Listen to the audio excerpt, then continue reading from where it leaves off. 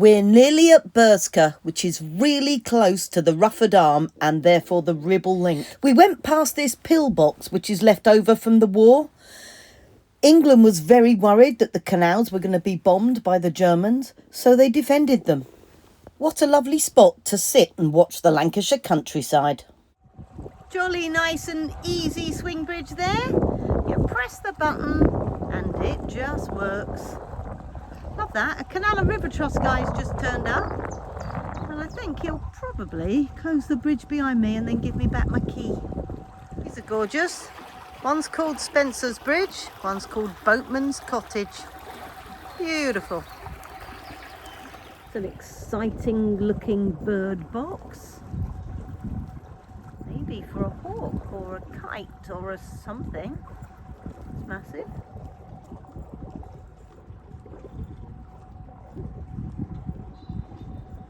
But it actually looks like there might be a nest in it.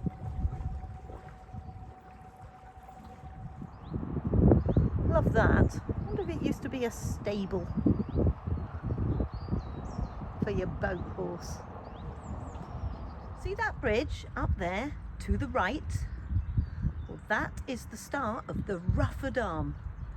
At the end of the Rufford Arm is the Ribble Link and the Lancaster Canal.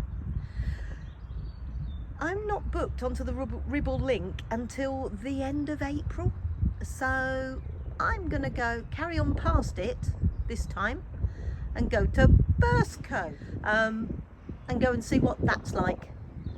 My daughter Kate's going to come and visit, and then after she goes, I'm going to go up the Rufford Arm, probably with Roger. That signpost says it's 7¼ miles to Tarlton, and Tarlton is where I need to get on the River Douglas.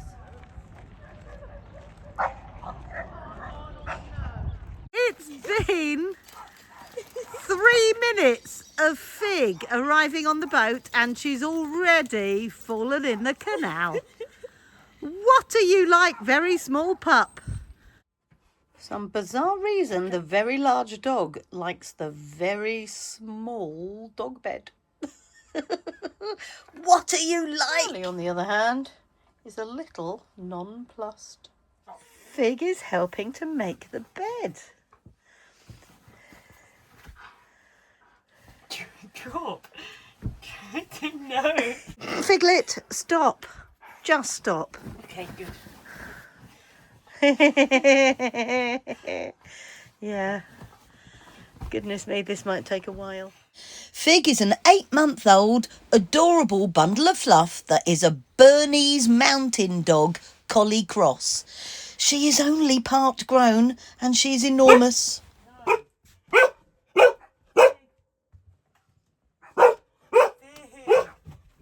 What's happening?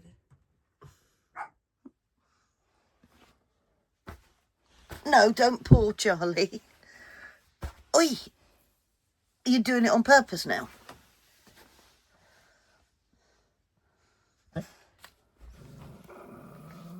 It's me. I'm on you, not at the dog. Hello. Morning all. Well done. Roger has arrived. And Charlie is having the best time ever.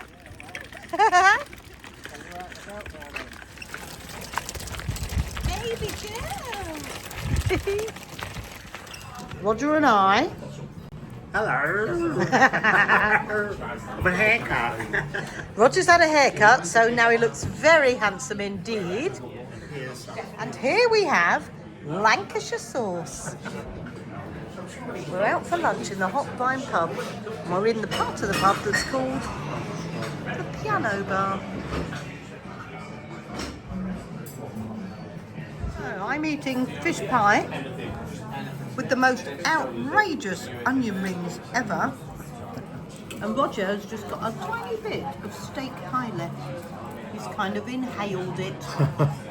There's Charlie keeping guard, wondering if Roger's going to drop any of his steak pie.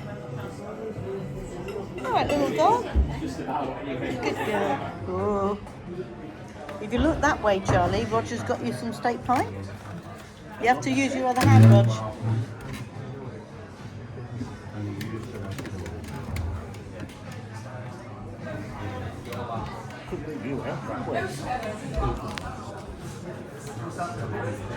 Well, that take you long, does it, eh? I think Charlie approves of the steak pie. Is that good, Charlie, mate? After lunch, we took a little walk along the canal. This is Aninska Mill. It was developed in 1855 by Hugh Aninska on the site of a former windmill. Hugh Aninska joined the family business after initially training for the priesthood in Spain. The mill was perfectly situated with vital supply routes via the Leeds-Liverpool Canal and the Liverpool to Preston railway line. It was a perfect example of a steam-powered flour mill. The chimney on Aninska Mill was looked after by the famous steeplejack Fred Dibner. There was a sister mill next to the canal in Parbold, actually where I moored up when I went for lunch the other day. The mills operated a fleet of trucks and barges. The barges brought the wheat and the corn from the port of Liverpool right along the canal to here. We visited one of their boats without realising. Do you remember when we stopped just outside Wigan to get some coal and some diesel, and we stopped at the fuel boat Ambush? That was one of their fleet. She was built in Northwich in 1933. I'll put a link to that video in the description if you didn't see it. Bath time.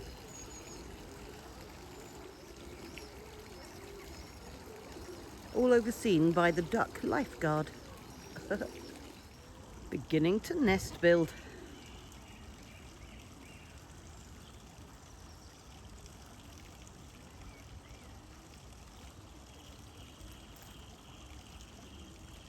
We've got a lot of building to do though. Seem to have left it a bit late. You join us on a glorious sunny day with hardly any wind, about to do the 7 locks on the Rufford Arm on our way to the Ribble Link. First, we've got to reverse back to the Rufford Arm. There's a boat named after my dog. We've got an escort of a Muscovy duck. He was escorting us the whole way and then he's gone, this is the Rufford Arm. Thanks, mate. Can't beat a good old Muscovy duck. Sharp right turn right into the Rufford Arm.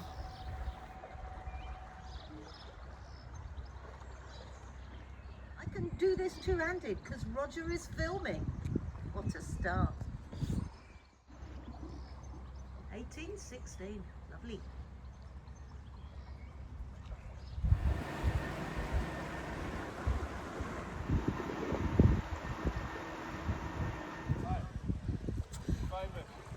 We've got lock 1 of the Rufford Arm flight and 2 wonderful CRT people here.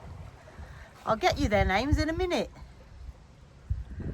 Over there we have Gary and that is Paul. What nice guys. Goodbye the Leeds and Liverpool main line until the end of June. Hey Charlie, we're moving. It's exciting. Working away. That's called a lock bywash. And it keeps the water flowing down the canal. Here they come. The intrepid guys with the windlass. Just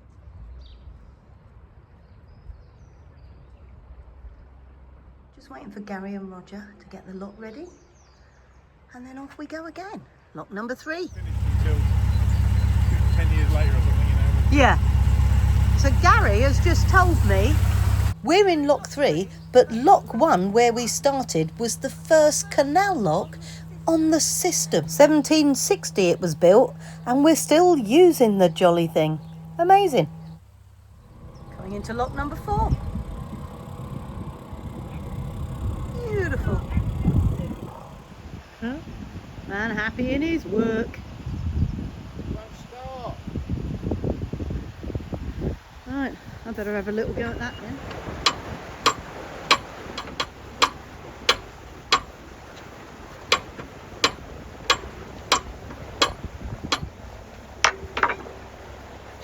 new t-shirt. Got it from Greenpeace. Really happy with it. Just pulling over onto the lock landing so Roger can get back on. And off we go. Morning, Swan.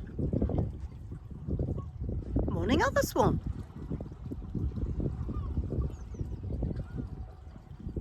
Why is it that one of you isn't sitting on an egg? Lock number 5, Jen's go. Marvellous. It's lovely taking it in turns. Nobody gets too puffed.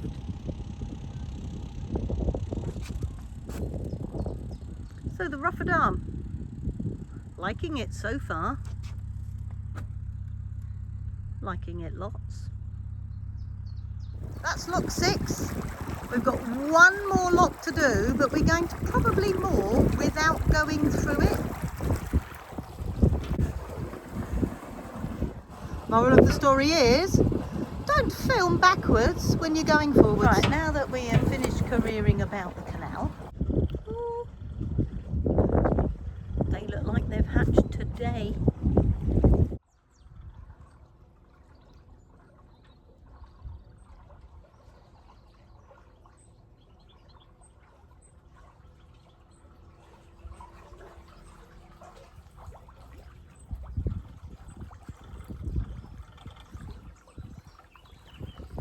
So we're trundling down the Rufford Arm, looking for a mooring with some sun. Well, I'm hoping to visit Ruffford Old Hall.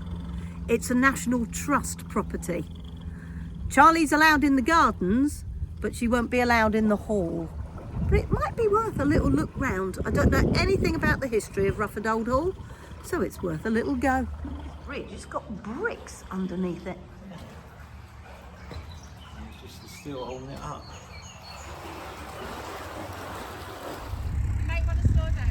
Do you think? Right, coming up to the swing bridge. Jen has been blown all around the canal. Here she is. So I'm just going to put the nose of what way on the bridge and Roger can step off.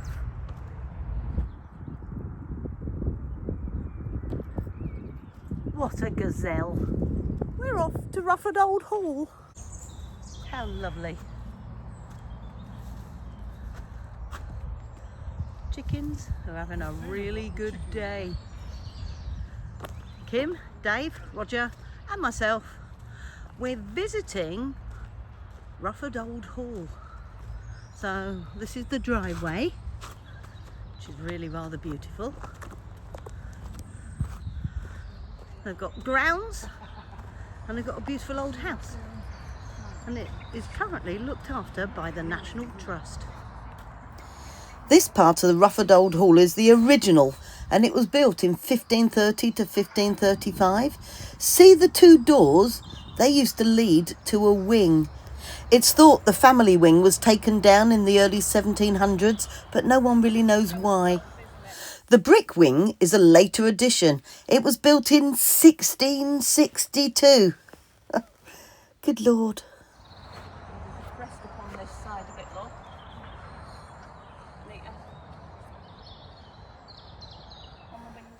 So this hall was built in 1530. In the early 19th century, some members of the Hesketh family made a hole in the 350-year-old roof so they could get light to the billiard table. That's outrageous.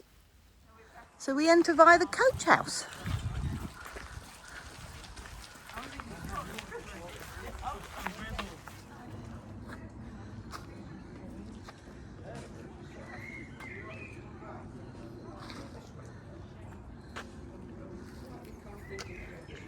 What a courtyard. I better put my other glasses on, it's too dark now. Not allowed? The only filming I was allowed to do was in the Great Hall, so that's what you're going to get to see.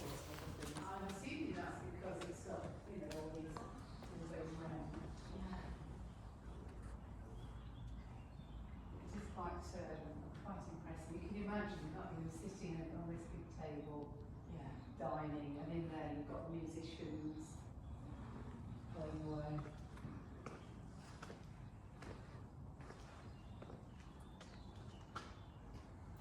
This enormous carved screen is termed a movable screen because it's not actually fixed to the floor. It's the only known surviving example of its kind from the first half of the 16th century. It was used to shield the servants from the diners. The screen commissioned by the Hesketh family has got 3 deliberate mistakes in the carvings. It's a nod to their Catholic beliefs that nothing should be perfect apart from God. This is one of the mistakes. Too many fingers. And this panel doesn't match. There are carvings in the ceiling of the original Lord and Lady Hesketh. Well, this is why he won the legal battle with the How lovely having your face. the husbands of the female members of his family trying to get. The skylight might have been a late addition, but it really is effective at getting light into the room. And the child and the eagle at the top is Lord Derby.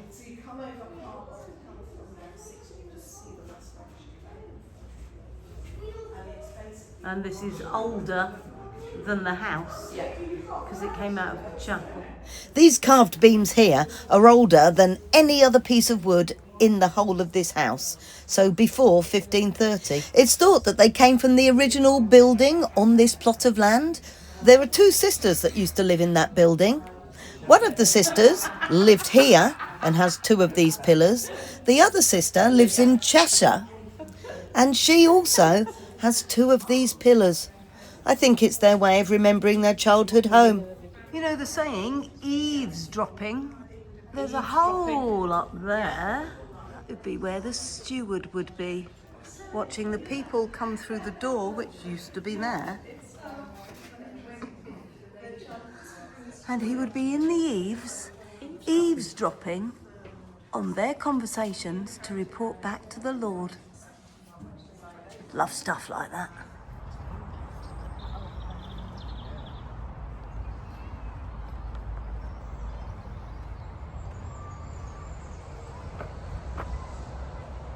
Look at that tree. That could tell a few tales. Yeah. It's a beautiful day outside.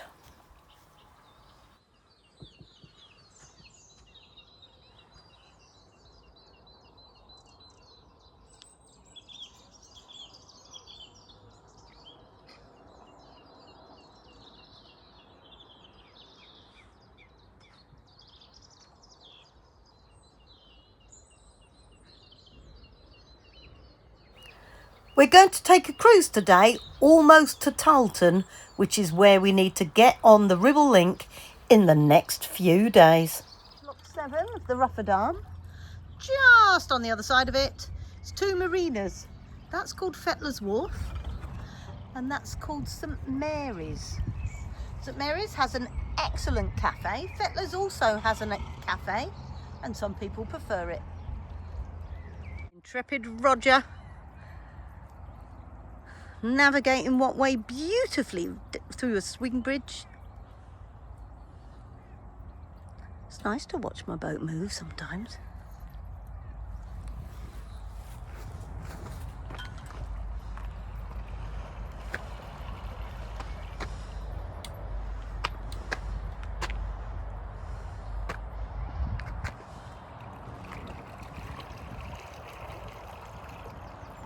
Didn't he do well?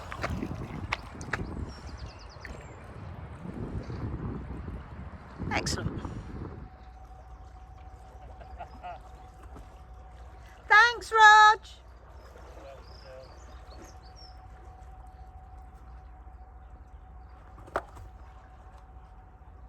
The beautiful county of Lancashire. I've just come for a little walk to the old lock.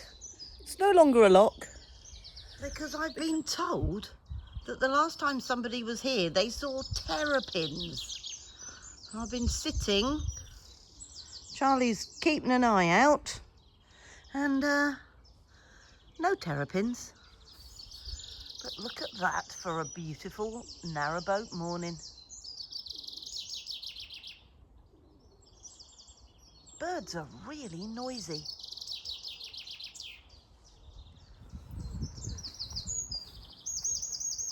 Not a terrapin to be seen. Well, small dog, should we go back for breakfast? Yeah? Come on then, let's go see. Let's go do sausages. This is my favourite mooring on the Rufford Arm. These are my neighbours. They keep themselves to themselves. There's what I now call the Terrapin Bridge. I'm not convinced there are going to be any. And there's Wattway. We get sun when the sun's out from dawn to dusk.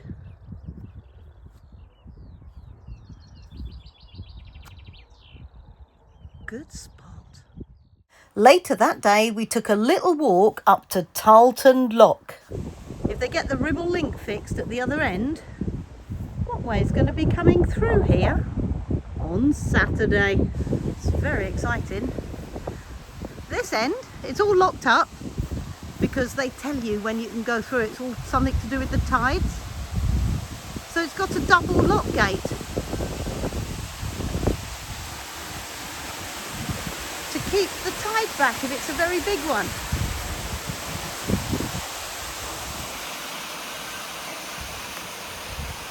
And you just get on your boat and they take you through. And that is the River Douglas, which is the beginning of the Ribble Link. And you can see me do that next week.